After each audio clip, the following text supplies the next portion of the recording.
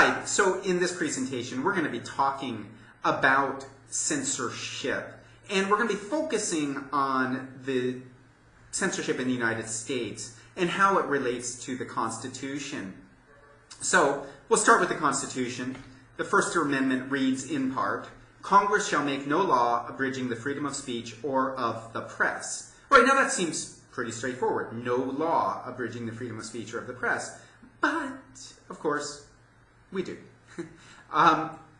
There are exceptions to this, and the Supreme Court has identified 4 areas, 4, count them, where you can actually abridge the freedom of speech or of the press. And we'll talk about those in a moment, but first I want to just get our terminology straight. So we'll start with censoring, and this comes from a book by Allen and Burrage. And so they write, "The censoring of language is the proscription of language expressions that are taboo for the censor at a given time in contexts which are specified or specifiable because those proscribed language expressions are condemned for being subversive of the good of some specified, specifiable, or contextually identifiable community." All right. Now, this, it's a good book, I'll tell you, and it's an academic book, and they write in academese, although this particular definition kind of moves into the realm of legalese. And, but, you know, and I like the definition, but it's a little difficult to parse.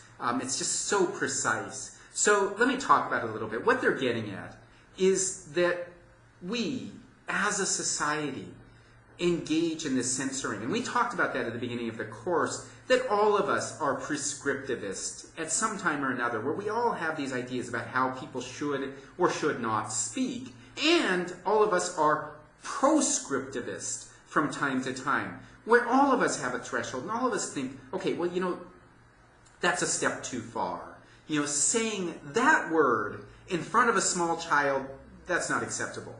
Or making that joke, that's just in bad taste. A joke like that should never be made, right? We all have those feelings, that there are times when people have, you know, transgressed a line in the sand. They've gone too far, and we think that they should be condemned for that, or the expressions themselves should be condemned. And so, you know, we act as censors in that, and it may not even be overt, it may be tacit, right? Somebody tells you an off-color joke, and rather than laughing, you kind of grimace at it.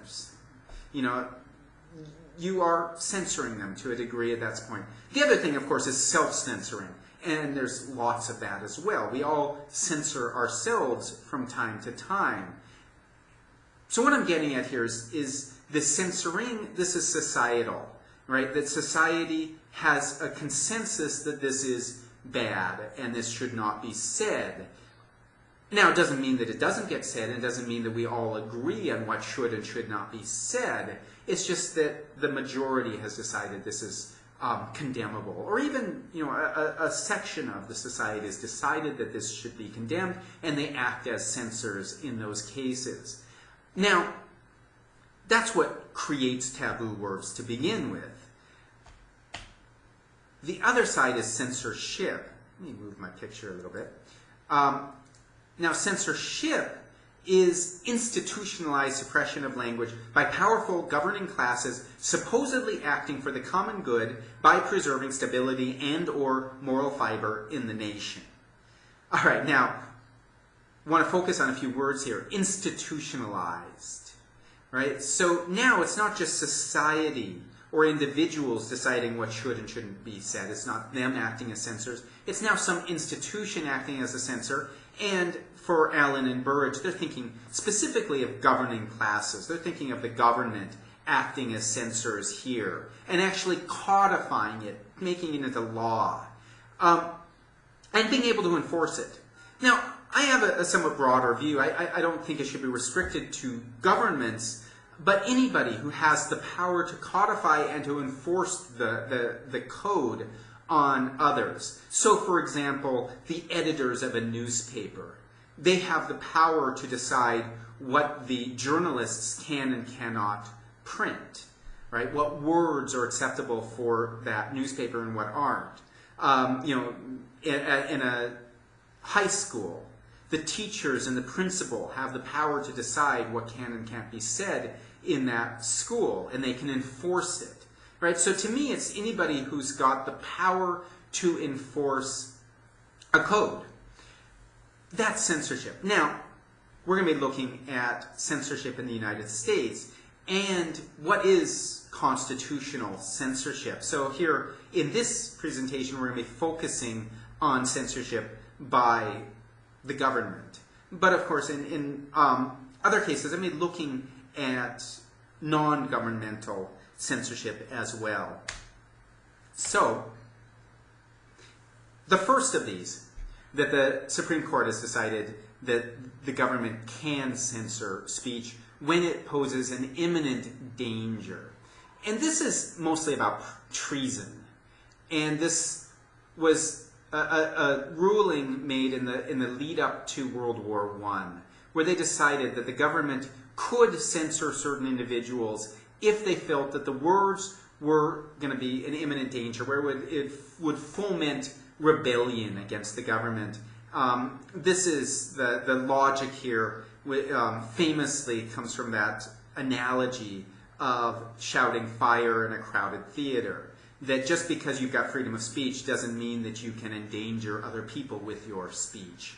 So that's one way. Another is libel. And I think most of us can see the logic here, where libel refers to lying about other people in print, where you can't just go around and make up stories about people and then print it as though it were the truth. So laws have been imposed on that and said, okay, a journalist, you can't just go around and say preposterous things about politicians or actors or anybody for that matter.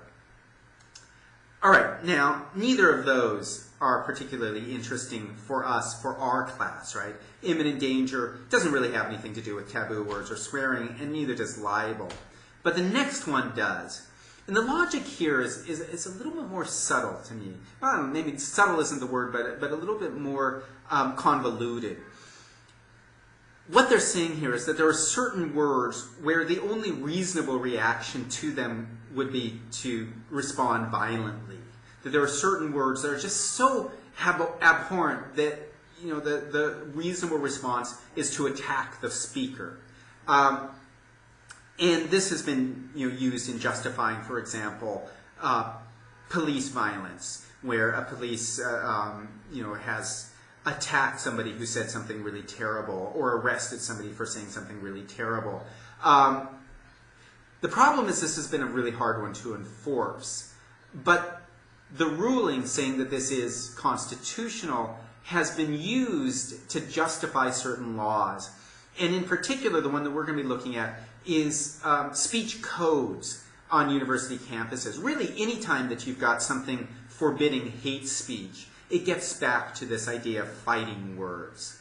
So we'll talk about this a little bit in light of some, a trend in the 1990s for universities across the United States to enact speech codes. The next one is obscenity. And this has been probably the one that's had the most amount of actual enforcement of the law.